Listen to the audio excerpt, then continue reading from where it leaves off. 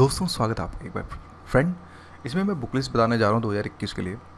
Specially English और हिंदी दोनों medium को मैं एक साथ लेके चलूँगा कि क्या हिंदी में या क्या है इंग्लिश में चेंजेस हो रहे हैं। साथ में एक स्ट्रेटजी, साथ में एक बोल सकते हैं कि टाइम टेबल। ये सब चीज़ें हम अपनी तरफ से जो है मैं आपको कोशिश करूँगा बताने की। मैं ये भी नहीं कहता कि यार one size fit to all है।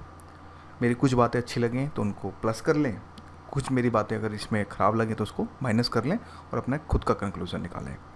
यानी कि मैं यहाँ पे ये कहना चाहता हूँ कि देखो, सुनो मेरी भी, औरों की भी सुनो, पर कंक्लूज़न एक अपनी फाइनल बुक लिस्ट आप अपनी खुद की भी बनाएं। क्योंकि क्या होता है ना कि आप किसी एक पे इनडायरेक्टली डायरेक्टली बिल्कुल उस पर निर्भर मत रहिए। आपको अगर मैं बोलूँ, सुनो सबकी देखो, 2-4 वीडियो, 5-6 वीडियो, जिसकी अच्छी लगी उनकी देखो, पर सब में से जो बेस्ट है उसको निकालो और अपने खुद की प्रॉपर वे में एक बुक लिस्ट तैयार करो। कहने का मतलब यहाँ पे ये है। तो इसी वीडियो के अंदर मैं सब कुछ वीडियो में आपको दिखाने की कोशिश करूँगा और साथ में एक कैसे स्टार्ट करें, किस तरह से स्टार्ट करें, एक बिल्कुल बेसिक जीरो से, अगेन कि जीरो से कैसे एक एस्पिरेंट लेके चल सकते हैं, कि जिन्होंने अभी इवन वो एस्पिरेंट्स भी जो 12th क्लास अभी में हैं, कुछ सोच रहे हैं, थोड़ा बहुत कॉलेज लाइफ में भी हैं, या फिर कैसे लेके चलें, भी एग्ज़ाम बहुत दूर है, बट एटलीस्ट उनके लिए है कि थोड़ा सा देखें और आपको चीज़ें थोड़ी सी समझ आएंगी। खैर देखो दोस्तों, होता क्या है, यूपीएससी में पीटी, मेंस एंड इंटरव्यू की तरफ आता है। पीटी क्वालिफाइंग राउंड होता है, मेंस ही सबसे गेम चेंजर होता है। जितने ज़्यादा मार्क्स मेंस में होंगे उससे सिलेक्शन ऑफ चांसेस बहुत ज़्यादा हाई हो जाते हैं, और इस चीज़ का ध्यान रखना है। कुछ पेपर्स होते हैं पीटी में, जीएस और CSAT. GS cut off decide करता है, और सीसेट में आपको जो है, अगर मैं बात करूं तो उसके अंदर आपको 33% आपको पास करना होता है। बस ये एक कैटेगरी है पीटी का। मेंस में GS1, GS2, GS3, GS4 250 marks के ईच होते हैं, प्लस एक ऐसे, ये 250, ये भी 250 मार्क्स का होता है। साथ में एक इंग्लिश का पेपर और साथ में आपके रीजनल का पेपर, जिसमें आपको उर्दू, बंगाली, हिंदी, संस्कृत, मलयालम, तेलुगु, ये सब चीज़ों रीजनल एक्स्ट्रा से रिलेटेड आपको एक रीजनल पेपर वो क्वालिफाइंग करना होता है। इंग्लिश की परसेंटेज 25% रखी गई है, तो इस चीज़ को आपने ध्यान रखो। तो इंग्लिश का पेपर बहुत इजी वे में हो जाता है अगर आपको थोड़ी बहुत भी इंग्लिश आती हो तो। साथ में ऑप्शनल, जिसमें 2 पेपर होते हैं, 250 मार्क्स से, यही सब जाके कट ऑफ डिसाइड करते हैं। ये तो था ओवरऑल समरी।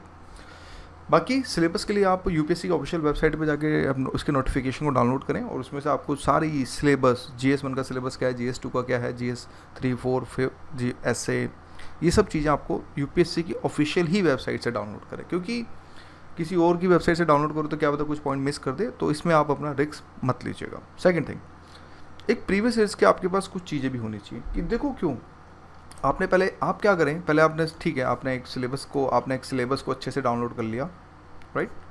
कम से कम ऐसा नहीं कि एक दिन में ही पूरा स्कैन कर लिया, लो भी जय माता दी, अल्लाह अकबर, या फिर और भी वाहेगुरु का फालसा, वाहेगुरु की फतेह, एक दिन में ये काम नहीं होगा। इसको at least you have to give at least 7 days. 7 days इस सिलेबस को एनालाइज करो, समझो जितना हो सकता है, थोड़ा बहुत भी जो भी है समझो, उसके बाद खेलो, इंटरनेट पर सर्च करो। खेलने का मतलब यहाँ पे ये होता है कि उन चीज़ों को लेके तोड़ो मरोड़ो, गूगल पे सर्च करो, खुद के कीवर्ड्स निकालो, तो ये सब चीज़ें होती हैं। एक ऑप्शनल के साथ भी सेम ये रिसर्च करनी है। सिलेबस हो गया, इसकी आपने क्या करना है, प्रीलिम्स प्लस GS1 से लेके GS4, और अपना ऑप्शनल का एसे को जहाँ आप पढ़ते हैं, जहाँ आपका स्टडी टेबल है, जहाँ वर्किंग स्टेशन है, कुछ लोग अगर आईपैड से पढ़ते हैं तो एटलीस्ट आपके डाउनलोड होना चाहिए, उसमें सैमसंग का पैड है तो उसके अंदर डाउनलोड होना चाहिए। तो उसको अपने पास चिपका के सामने रखो, कि सिलेबस आपको दिमाग में फिट होना चाहिए। क्योंकि ये सिलेबस क्या होता है, ये सिलेबस आपको हेल्प करेगा जब when you are going to read the newspaper, specially Indian Express या द हिंदू, तो उसमें आपको फिल्टर करने में आसानी होगी। बस यही सिलेबस। और दूसरा ये भी पता चल जाएगा कि हमें क्या पढ़ना और क्या नहीं पढ़ना है। तो एक न्यूज़पेपर को कैसे 1 घंटे के अंदर कैसे हम ख़त्म कर सकते हैं, तो ये एक टेक्निक होती है सिलेबस के थ्रू। ये बेसिकली जो लोग नहीं बताते हैं। फिर उसके बाद प्रीवियस ईयर्स के ये विशाल या दिशा, देखो दिशा हिंदी मीडियम के लिए है सिर्फ, और इंग्लिश मीडियम के लिए दिशा या विशाल, इन दोनों में से कोई भी आप एक ले सकते हो। इवन आप अरिहंत भी देख सकते हो, और भी दुनिया भर के ब्रांड्स हैं, मतलब जो फेमस है, जिनमें फैक्चुअल एरर बहुत कम है, तो ये मैं इन्हीं पे ही मैं रिले करता हूँ। तो आप इनको आप लेके चलें सबसे बेस्ट प्रीवियस में। फिर अगेन प्रीलिम्स में कम से कम 3 से 4 दिन दो, पेजों को पलटो, सेक्शन एनालिसिस करो कि भाई कौन से सेक्शन से कितना आ रहा है। अरे यार हिस्ट्री से कितना पूछ लिया है, पॉलिटी से कितना पूछा है, साइंस टेक से क्या पूछ रहा है, इन्वायरमेंट से कितना पूछ रहा है, ये सब चीज़ें एनालाइज करो। बच्चे यहाँ पे एनालाइज बिल्कुल भी नहीं करते हैं। तो आपने चीज़ों को एनालाइज करना अच्छे से अपना एक अगेन एक फ़िल्टर करो, अपना एक खुद का एक माइंड मैप टाइप में कुछ चीज़ बनाओ कि किस पे ज़्यादा फोकस करना, कौन से सेक्शन ज़्यादा क्वेश्चन आ रहे हैं। इसमें लगता है टाइम, एटलीस्ट आपको यहाँ पे टाइम, आपको you have to give at least time. भागो नहीं। बुक लिस्ट देखो यार, एक कंसेप्ट ये भी तो है ना, बुक लिस्ट तो मैक्सिमम लोगों को पता होती है, तो सबका क्यों नहीं हो रहा है, यस मेरा तर्क है ना। तो इस केस में आपको यहाँ पे थोड़ा सा टाइम स्पेंड करना पड़ेगा, इसलिए मैं वीडियो थोड़ी लंबी लूँगा। सेकंड थिंग, मेंस के पेपर देखो 2000, कुछ लोग कहते हैं 2000 से लेके 2020 साल के पेपर देखो, ठीक है, मैं उनकी बात से सहमत अब नहीं हूँ। क्यों? 2013 में यूपीएससी ने बिल्कुल ही चेंज कर दिया था पैटर्न। तो आप क्या करें, 2013 से लेके 2019 तक के जो भी पेपर अभी तक हुए हैं उनको डाउनलोड कर लो, ऑनलाइन मिल जाते हैं, थोड़ा सर्च करना पड़ेगा, मिल जाएंगे। और अगेन एनालाइज, GS1 कैसा आया, GS2 कैसा है, GS3 कैसा आ रहा है, GS4 कैसा आ रहा है, आपके ऑप्शनल के पेपर को आप जो है डाउनलोड। और लेकिन ऑप्शनल के पेपर के लिए मैं यहाँ पे स्ट्रिक्टली बोलूँगा कि एटलीस्ट 20 ईयर्स, मिनिमम 20 ईयर्स के पेपर को एनालाइज करो, इनको 2 टुकड़ों में बांटो, 10 + 10, और एक लास्ट के 3 ईयर्स की, लास्ट के 3 साल का पैटर्न क्या कह के कहता है। तो इनमें हो सकता है आपको 10-12 दिन 15 दिन लग जाने दो, कोई दिक्कत नहीं, लग जाने दो, इशू नहीं है। लेकिन यहीं से आपको चीज़ें समझ आएंगी, what to read and what not to read में क्या डिफरेंशिएट होता है। बस ये था मेरा समझाने का मतलब कि इसमें आप कैसे लेके चलेंगे।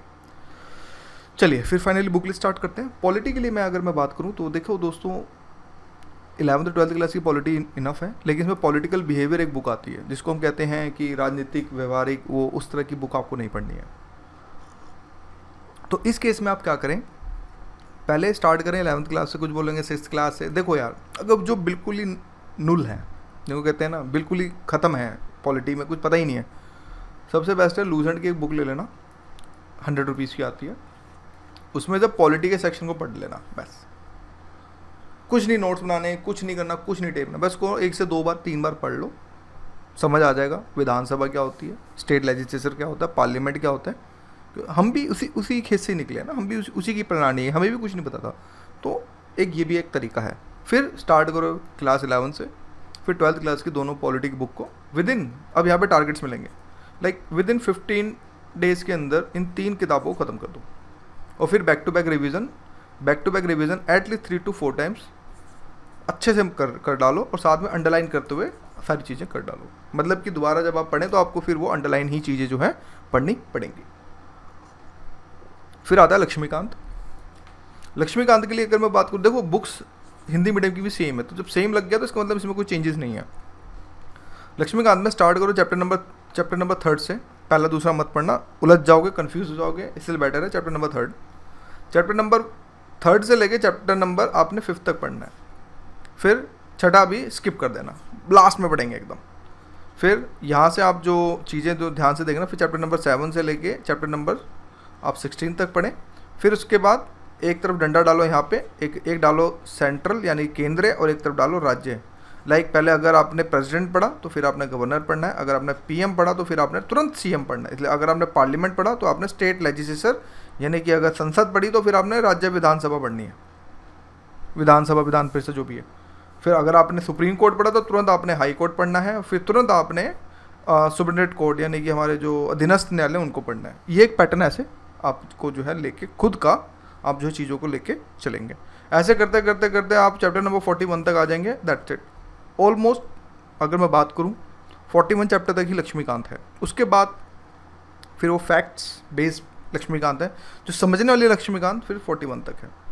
फिर एक झटके में 42 से लेके अभी 80 चैप्टर्स हो गए हैं, 42 से लेके 80 चैप्टर तक एक झटके में ख़त्म करना है। उसमें फैक्चुअल चीज़ ज़्यादा दिमाग नहीं लगाना, जो दिमाग के जो चैप्टर्स आ रहे हैं वो 41 चैप्टर तक है कि हमें जो मैक्सिमम चीज़ें हमें जो लेके चलनी है। ऐसे लेके चलेंगे, बैक टू बैक रिवीजन करते जाओ। देखो 2 ऑप्शन, या तो अपने खुद के हैंड रिटन नोट्स बना लो। इंग्लिश मीडियम वालों को मैंने ऑलरेडी हैंड रिटन नोट्स भी दे रखे हैं, आप उनको मेरी वेबसाइट पे जाके अरोड़ा IAS पे जाके देख सकते हो, अभी लेटेस्ट ही डाले हैं। हिंदी मीडियम के लिए या तो अपने खुद के नोट्स बनाओ, नहीं बनाए तो मेरे रेडीमेड नोट्स अरोड़ा IAS की वेबसाइट हिंदी पोर्टल पे जाइएगा, वहाँ से आपको मिल जाएंगे। अगर वहाँ पे भी अगर दिक्कत होती है तो इस पे एक माइंड मैप की मेरी किताब आ रखी है, दोनों ही मीडियम में, मैंने और स्वाति ने बड़ी मेहनत से बनाई है, तो आप उनको भी आप चेक कर सकते हैं। ऑप्शनल है, मैंडेटरी नहीं है। मेरी किताबें अगेन इट्स ऑप्शनल, मैंडेटरी बिल्कुल भी नहीं है। अब थोड़ा आगे चलते हैं, और ये हो गया polity, then revision revision revision, then give the test, फिर इसके बाद सेक्शनल टेस्ट दो, अच्छे से दो, वो सारी चीज़ आपकी जो है क्लियर हो जाएंगी। फिर हिस्ट्री की अगर हम बात करें, देखो अब पॉलिटी का जो सेक्शन है, अगर हम इसको देखो, ये तो हो गया प्रीलिम्स ओरिएंटेड, साथ में अगर मेंस ओरिएंटेड बोलें तो इसमें से आपका GS पेपर 2 में डायरेक्ट यहीं से क्वेश्चन बन जाते हैं, ठीक है। तो ये आपको कहना है कि GS 2 में भी आपको जो है हेल्प करेगा। फिर हिस्ट्री की अगर हम बात करें तो हिस्ट्री के अंदर PT प्लस मेंस के लिए अगर मैं बात करूं, अगर मैं थोड़ा प्रीलिम्स के लिए बात करूं तो मॉडर्न हिस्ट्री के लिए स्पेक्ट्रम की बुक पढ़नी है। फिर आपने आर्ट एंड कल्चर की 11th क्लास और नितिन सिंघानिया के कुछ सिलेक्टेड चैप्टर्स पढ़ने हैं, और साथ में ये सारी चीज़ें होंगी, और साथ में इसमें इसी के अंदर ये यहाँ पे है ये सारी चीज़ें। ये आपने तमिलनाडु की बोर्ड की बुक 11th 12th क्लास की न्यू NCERT, क्योंकि अब भाई आज के समय में क्यों न्यू NCERT कह रहा हूँ, पहले नहीं कहता था। रीज़न ये है कि अब अगर हम 2000 अगर हम 19 का पेपर देंगे तो वो न्यू NCERT से क्वेश्चन निकाले जा रहे हैं। तो यानी कि अब ये है कि UPSC न्यू NCERT की, मतलब न्यू NCERT जो है UPSC के रडार पे है। तो यहाँ पे फिर यही हुआ कि हमें न्यू NCERT भी जो है हमें चीज़ें लेके चलनी पड़ेंगी। यानी PT की अगर मैं बात करूँ तो spectrum for prelims English medium, और 11th क्लास की फाइन आर्ट और नितिन सिंघानिया सिलेक्टेड चैप्टर ये, और साथ में तमिलनाडु बोर्ड की 11th 12th क्लास की बुक, और साथ में आपका ये न्यू NCERT की समरी, या फिर आप ये कर सकते हो। ये करने के बाद अगर आपने अपने खुद के नोट्स बना लिए हैं तो वेल एंड गुड, नहीं है तो फिर आप हमारे माइंड मैप्स देख सकते हो जो ऑलरेडी अमेजोन पे हैं, आप वहाँ से भी जाके क्रॉस चेक कर सकते हो। फॉर मेंस पर्सपेक्टिव के लिए स्पेक्ट्रम प्लस बिपिन चंद्रा के 11 चैप्टर जो ऑलरेडी मैं डिस्कस कर चुका हूँ यूट्यूब पे ही, आप नीचे जाके मेरी वीडियो सेक्शन में जाएगा, आपको वहाँ पे दिख जाएगी एक वीडियो है जिसमें मैंने बिपिन चंद्रा को एक्सप्लेन किया है। वर्ल्ड हिस्ट्री के लिए नॉर्मल लुई या फिर विजन IAS, इन दोनों में से कोई भी एक। पोस्ट इंडिपेंडेंस के लिए बिपिन चंद्रा या फिर विजन IAS, लेकिन ये नॉर्मल लुई और बिपिन चंद्रा इनको सिलेक्टेड पढ़ना है, सिलेक्टेड पे फोकस करना वो दोस्तों, सिलेक्टेड रीडिंग करनी है, इस चीज़ को आपने जो है याद रखना है, सिलेक्टेड ही पढ़ना है। फिर हिंदी मीडियम की बात करते हैं तो देखो ऑलमोस्ट चीज़ें बस चेंज यहाँ पे जो आपका तमिलनाडु बोर्ड है उसको मैंने हटा के यहाँ पे आपने जो ओल्ड NCERT 11th और 12th क्लास की, अब ओल्ड NCERT में दोनों क्लास की बुक और साथ में बिपिन चंद्रा एक बुक आपने जो वर्ल्ड हिस्ट्री वाली वो आपने नहीं पढ़नी है। और हिस्ट्री के लिए, और जो वर्ल्ड हिस्ट्री के लिए एक बुक आती है, यहाँ पे मैं लिख देता हूँ, वर्ल्ड हिस्ट्री के लिए एक बुक आती है, उसका नाम है आपका अखिल मूर्ति, वो वाली किताब आपने जो है पढ़नी है। फिर उसके बाद हमारे अपकमिंग माइंड मैप्स और न्यू NCERT, ये सब आपने चीज़ें जो है लेके साथ में लेके चलनी है। यानी कि हिंदी मीडियम में जो चेंजेस, देखो जो चेंज हैं वो यही है कि ओल्ड NCERT 12th क्लास जो तमिलनाडु की जगह आप इसको कर देंगे, बाकी ऑलमोस्ट सारी चीज़ सेम है। वर्ल्ड हिस्ट्री के लिए अखिल मूर्ति, ये सेक्शन आपका GS पेपर 1 में भी डायरेक्ट काम आता है, कुछ मान के चलो कि 125 मार्क्स की GS मेंस में यहीं से जो है पूछी जाती है। चलिए थोड़ा आगे बढ़ते हैं। देखो ज्योग्राफी आज के समय थोड़ा करंट ओरिएंटेड ज़्यादा हो गया है, एक तो ये बात आपने ध्यान रखनी है, फॉर द मेंस पर्सपेक्टिव के हिसाब से करंट ओरिएंटेड चीज़ें ज़्यादा आ रही है, एक तो ये बात।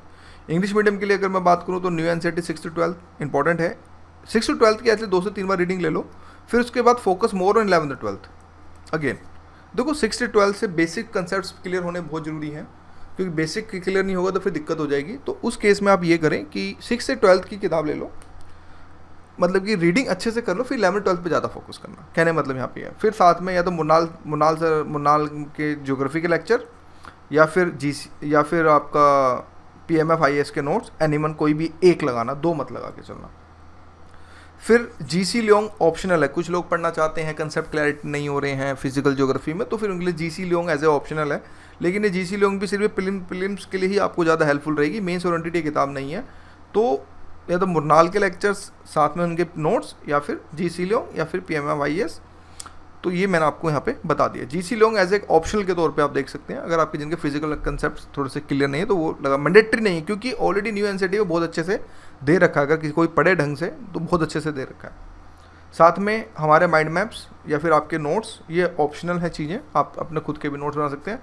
ज्योग्राफी पे हमारी NCERT माइंड मैप की किताब आ चुकी है अमेजोन पे, तो आप उसको भी देख सकते हैं, ऑप्शनल है दोस्तों, मैंडेटरी नहीं है।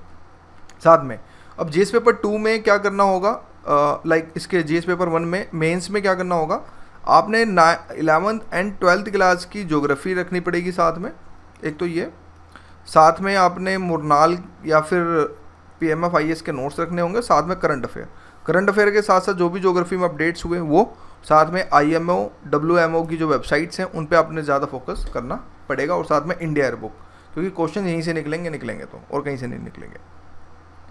हिंदी मीडियम के लिए चीज़ें सारी सेम है 6 से 12th, लेकिन जो बुक का पैटर्न है यहाँ पे, वहाँ पे खुल्लर फॉर फिजिकल ज्योग्राफी लेना, सिर्फ खुल्लर फॉर फिजिकल ज्योग्राफी, और अपने खुद के नोट्स बना सकते हो, या फिर हमारी अपकमिंग एक माइंड मैप की किताब आएगी ज्योग्राफी पे, आप उसके लिए वेट कर सकते हो, इसी साल हम निकालेंगे। इन्वायरमेंट के लिए अगर मैं बात करूँ, देखो दोस्तों इन्वायरमेंट बेसिकली ये यहाँ पे अगर बात करूँ तो प्रीलिम्स ओरिएंटेड ज़्यादा है, मेंस ओरिएंटेड में सारा करंट अफेयर ही आ रहा है। तो करंट अफेयर के लिए आपको द एडिटोरियल्स आप पे ज़्यादा फोकस करने होंगे, यानी कि आपको शंकर IAS आप देख सकते हैं, और साथ में हमारी, या फिर आप शंकर IAS के अपने खुद के नोट्स बना लो, या फिर शंकर IAS इनफ है for the static part. Mains के लिए आपको करंट अफेयर आपको या फिर मैगजीन या फिर करंट अफेयर आपको जो है लेके चलने पड़ेंगे। हमारी ये माइंड मैप की किताब रेडी हो गई है, जो रेडी टू प्रिंट है, तो ये भी विद इन 15 डेज के अंदर आपको मार्केट के अंदर दिख जाएगी। व्यू देख लेना एक बार धक्के खाते हुए, समझ आए तो देख सकते हैं, नहीं तो फिर ऑप्शनल है, मैंडेटरी नहीं है। अगर आप शंकर IAS में अंडरलाइन करके अपने उसके खुद के नोट्स बनाते हैं तो भी अच्छा है। दृष्टि IAS की बात करें तो इसमें इन्वायरमेंट में दृष्टि IAS ही लेना, क्योंकि इसके बेस्ट अभी तक तो कोई बुक है नहीं मार्केट में अभी फ़िलहाल, इसके अभी तक इसके टक्कर की। फिर हमारे अपकमिंग माइंड मैप्स आने वाले हैं, और साथ में करंट अफेयर, ये आपको PT में काफ़ी ज़्यादा हेल्प करेंगे। इकोनॉमी थोड़ा सा एक टेंस सेक्शन रहता है काफ़ी बच्चों का, इसमें मैं आपको यहाँ पे यही बोलूँगा कि इकोनॉमी के लिए अब 9 से 12th क्लास की NCERTs, इसमें 12th क्लास की माइक्रो इकोनॉमी को सिलेक्टेड रीडिंग पढ़नी है, ज़्यादा कंज्यूमर बिहेवियर है उस पर मत चले जाना। मुरनाल के नोट्स या रमेश सिंह या फिर श्री राम IAS की बुक, इन तीनों में से कोई भी आप एक लगा सकते हैं। मुरनाल के हैंडआउट भी आ रहे हैं अब, रमेश सिंह या फिर श्री राम, इन तीनों में से कोई भी एक लगा के चलिए। साथ में बजट इकोनॉमिक सर्वे उस ईयर का, यानी कि अगले साल का, नीति आयोग की कुछ रिपोर्ट्स की समरी आपको बनानी होगी, आप अगर आप देखें जिस ट्विस्ट तो वो ज़्यादा बेस्ट है, और साथ में करंट अफेयर्स। तो यहाँ से चीज़ें जो हैं अगर बात करें तो ये आपका GS पेपर 3 और प्रीलिम्स में काम आएगा। सारी चीज़ें सेम है, चाहे वो बजट हो, इकोनॉमिक्स और हिंदी मीडियम के लिए, सिर्फ बुक जो है यहाँ पे रमेश सिंह को आप रिप्लेस यहाँ पे जो है करेंगे। IR के लिए देखो कोई स्पेसिफिक चीज़ें नहीं चाहिए होती, आज के समय मीडिया काफ़ी हाईटेक है, जिसको भी IR की बिल्कुल बेसिक नॉलेज नहीं है, आई रिपीट वन अगेन, जो बिल्कुल ख़त्म है, मतलब जिनको कुछ पता ही नहीं है, आप क्या करें, एक ABP न्यूज़ पे प्रधानमंत्री सीरीज़ आती है, प्रधानमंत्री सीरीज इन्जॉय कीजिए, काफ़ी अच्छी सीरीज़ बना रखी है ABP वालों ने, काफ़ी अच्छे से बना रखी है। तो आप ABP न्यूज़ की फॉर द बेसिक पार्ट के लिए वो देख लें, या फिर अब बिल्कुल ही बेसिक ख़त्म है तो फिर तो मैं ये बोलूँगा कि एक राजीव सीकरी, काफ़ी पुरानी बुक आती है राजीव सीकरी, या फिर एक दत्त की बुक आती है नेशनल, उसकी ये तो गवर्नमेंट बुक है। तो इन दोनों में से कोई एक आप, अगर बिल्कुल भी बेसिक नहीं है, मतलब कि ख़त्म है, पता ही नहीं है कुछ IR के बारे में, तो ये चीज़ें देख सकते हैं। अदरवाइज़ थोड़ा जिनको पता है थोड़ा बहुत, तो उसके सिर्फ current affair, that's it. Even Hindi medium में भी मैं ये बोलूँगा सिर्फ करंट अफेयर, या फिर ABP न्यूज़ पे प्रधानमंत्री की सीरीज़ को देख लेना, तो काफ़ी चीज़ें आपको जो है समझ आ जाएंगी। तो ये सारी चीज़ें आपको यहाँ पे देखनी पड़ेंगी। अब साइंस टेक के लिए अगेन कुछ लोग बोलते हैं बेसिक्स नहीं पता है, कुछ नहीं पता है। सच बताएं, करंट अफेयर की मैगजीन्स में इतना बेसिक्स बता देते हैं, तो मुझे लगता है कि साइंस टेक भी सिर्फ करंट अफेयर्स पे ही आपको फोकस करना चाहिए। साथ में इसरो की वेबसाइट, नासा की वेबसाइट और यूरोपियन यूनियन की जो सैटेलाइट्स हैं उससे रिलेटेड वेबसाइट्स हैं वो, और साथ में हिंदी मीडियम के लिए भी सारी चीज़ें बिल्कुल सेम ही रहेंगी। इथिक्स के लिए मैं अगर बात करूं तो यहाँ पे लेक्सिकन पे शोभरा राव की एक बुक आती है, इनमें से कोई एक बुक, और विजन IC केस स्टडी, और इसमें भी सेम इथिक्स का भी सारा ये पैटर्न आपका देखने को मिलेगा, हिंदी मीडियम के लिए सेम है। फॉर मेंस पर्सपेक्टिव के लिए कुछ टॉपिक जो बिल्कुल ही मेंस ओरिएंटेड है, लाइक डिजास्टर मैनेजमेंट हो गया, सिक्योरिटी हो गया, गवर्नेंस हो गया, कंपेयर कॉन्स्टिट्यूशनल सोसाइटी हो गया, इन सब के लिए सच बताऊँ तो विजन IS के नोट सफिशिएंट है, इनसे आप बेसिक्स कर सकते हैं अच्छे से, तो मेरे हिसाब से सही है। बस बाद में आपने एड ऑन के लिए करंट अफेयर आपने करना पड़ेगा, तो ये चीज़ आपने जो थोड़ी सी ज़्यादा फोकस करनी चाहिए। रिपोर्ट्स में सेकेंड ARC रिपोर्ट्स पुंची कमीशन और नीति आयोग की रिपोर्ट आपको जो है थोड़ा सा स्टडी करना पड़ेगा।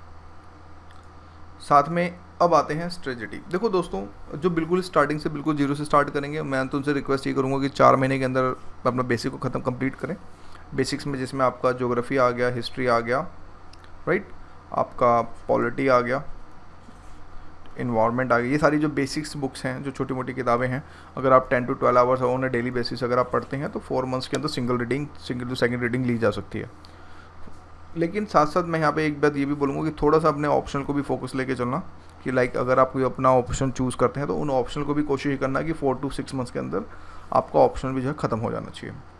आपने सबसे ज़्यादा फोकस ऑप्शनल पे देना है, क्योंकि optional is a game changer. बाकी तो रेस्ट जीएस में आता है, तो ऑप्शनल को साथ में लेके चलें और साथ में अपना बेसिक स्टफ को पहले ख़त्म करें। दिन की शुरुआत अगर मैं सच बताऊं तो लाइक अपने ऑप्शन से करें। ऑप्शन करने के बाद थोड़ा सा ब्रेक लें, फिर उसके बाद आप जो है लाइक अगर मैं बोलूँ तो लाइक जीएस से स्टार्ट कर सकते हैं, लाइक पॉलिटी से स्टार्ट कर सकते हैं, ज्योग्राफी से स्टार्ट करते हैं, हिस्ट्री से स्टार्ट कर सकते हैं, जो भी आपको पसंदीदा सब्जेक्ट लगता है आप उससे स्टार्ट करें। सिलेबस हाथ में हमेशा एट ए टाइम हमेशा होना चाहिए। ये सारी चीज़ें आपको जो है फोकस करनी पड़ेंगी। लेकिन एक बात और क्वेश्चन को आती है कि करंट अफेयर किसका फॉलो करें। देखो दोस्तों, टू बी ऑनेस्ट, अगर आप डेली बेसिस पे द हिंदू को रिलीजियसली पढ़ेंगे तो मुझे नहीं लगता कि कोई मैगज़ीन की ज़रूरत है। मुझे नहीं लगता कि कोई मैगज़ीन की ज़रूरत है अगर आप रिलीजियसली पढ़ते हैं तो। लेकिन क्या होता है ना, ये कंटिन्यूस साइकिल नहीं हो पाती है, कभी एक आधा 2 दिन का ब्रेक हो ही जाता है बीच में कहीं। तो उस केस में क्या करें, आपके पास मैं 3-4 मैगज़ीन्स बता देता हूँ। देखो, लाइक एक विज़न आईएएस हो गया, एक आईएएस पार्लियामेंट हो गया, एक आपका इनसाइट हो गया, एक आईएएस बाबा हो गया। ये कुछ नामी गिरामी हैं कुछ। एक राव आईएएस की भी एक मैगज़ीन आ रही है अब आज के समय। इनमें से कोई भी आपको जो बेस्ट लगता है आप उसमें से देखें। हिंदी मीडियम के लिए या तो विज़न आईएएस या फिर एक अरोड़ा आईएएस या फिर एक दृष्टि आईएएस, जो उनसे भी आपको बेस्ट लगे। क्योंकि देखो दोस्तों, डिसीजन आपका होगा इसमें, मैं तो सब आपको बता ही देता हूँ। अरोड़ा आईएएस की मैगज़ीन पेड है, 99 रुपीज़ चार्जेस होंगे इसके पीडीएफ पे। विज़न आईएएस फ्री है, दृष्टि आईएएस 100 रुपीज़ की आती है। तो ये आपको अपने हिसाब से देखना पड़ेगा। तो ये सब चीज़ें हैं। बाकी उसके बाद आपको आंसर राइटिंग पे ज़्यादा फोकस करना होगा कि आंसर राइटिंग कैसे करनी है, किस तरह से करनी है। कुछ वेबसाइट्स हैं लाइक इनसाइट आईएएस बाबा, तो आप इस पे जाके आंसर राइटिंग कर सकते हैं।